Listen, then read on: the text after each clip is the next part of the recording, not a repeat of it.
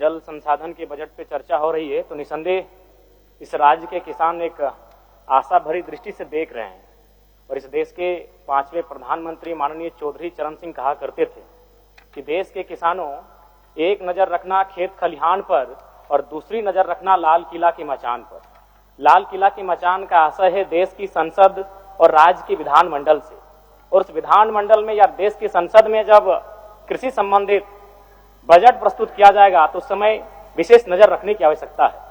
और अध्यक्ष महोदय, अगर मैं बात करूं झारखंड में अगर कृषि योग्य भूमि की बात की जाए तो यह लगभग 30 लाख हेक्टेयर के आसपास है, लेकिन इनमें से कृषि होता है मात्र 18.5 हेक्टेयर भूमि पर, 18.5 लाख।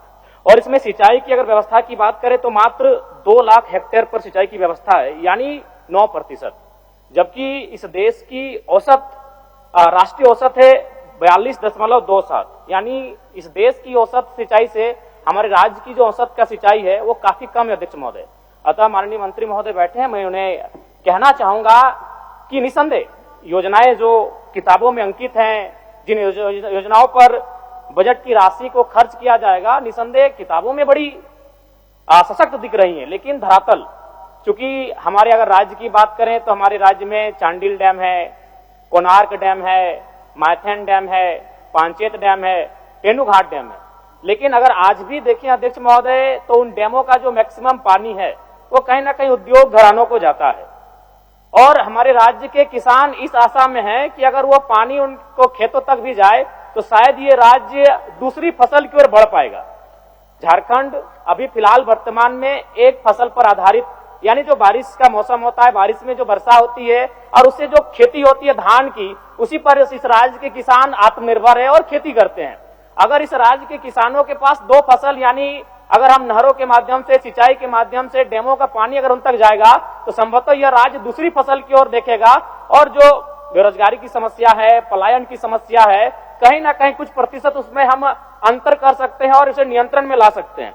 अध्यक्ष महोदय, मैं एक नई योजना की ओर सरकार का ध्यान आकृष्ट करना चाहता हूं। गिरिडीह की भाल पहाड़ी के पास ब्राकर नदी पर डीवीसी और सेंट्रल वाटर कमीशन के द्वारा एक डैम निर्माण की योजना प्रक्रियाधीन है। इस डैम के बनने से धनबाद, गिरिडीह, जामताड़ा की बड़ी आबादी को पीने का पानी मिलेगा। 3 जिलों के लगभग 8 या 10 प्रखंड और लगभग 3-4 लाख की आबादी इस जलापूर्ति योजना से लाभान्वित होगी। इनमें गिरिडीह जिला के पीरटांड, डुमरी, गिरिडीह सदर तथा गांडे प्रखंड, धनबाद जिला में टुंडी, निरसा तथा जामताड़ा जिला में नारायणपुर और जामताड़ा शहर में पानी का सप्लाई मिल पाएगा। मैं आपके माध्यम से सरकार को और विभागीय मंत्री जी से कहना चाहूंगा कि डीवीसी को, इस परियोजना को जल्द प्रारंभ करने के लिए राज्य सरकार को पहल करनी चाहिए, प्रयास करनी चाहिए।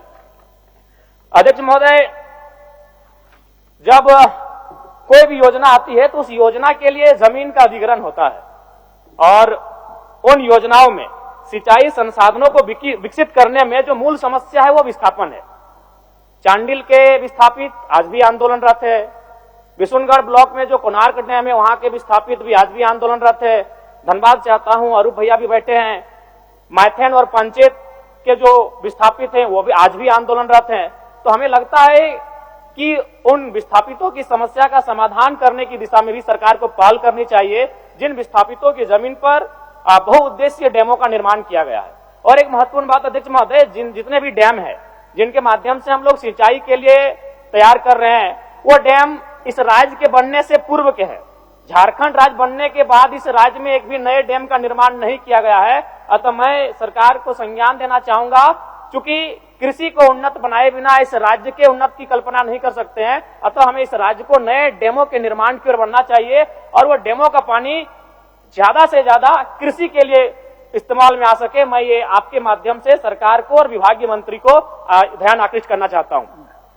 और सबसे महत्वपूर्ण बात है अध्यक्ष महोदय, 30 सेकंड दे दिया जाए, 30 सेकंड खत्म कर लेंगे। चलिए बोल लीजिए। सबसे महत्वपूर्ण यह है कि कोई भी योजना मंत्री महोदय का नेतृत्व है, लेकिन अगर नियत नहीं रहेगी तो किसी भी योजना को हम लोग तैयार नहीं कर पाएंगे। उसका उदाहरण है 1977 में 129 करोड़ रुपए की लागत से शुरू हुई स्वर्ण रेखा बहुउद्देशीय परियोजना अब 15,000 करोड़ रुपए में पूरी होगी। 1982 में 26 करोड़, मात्र 26 करोड़ से शुरू हुई पुनासी जलाशय परियोजना 37 वर्षों के सफर के बाद 800 करोड़ रुपए तक पहुंच गई है।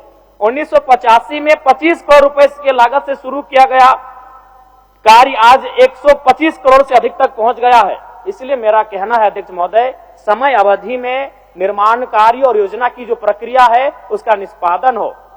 धन्यवाद अध्यक्ष महोदय।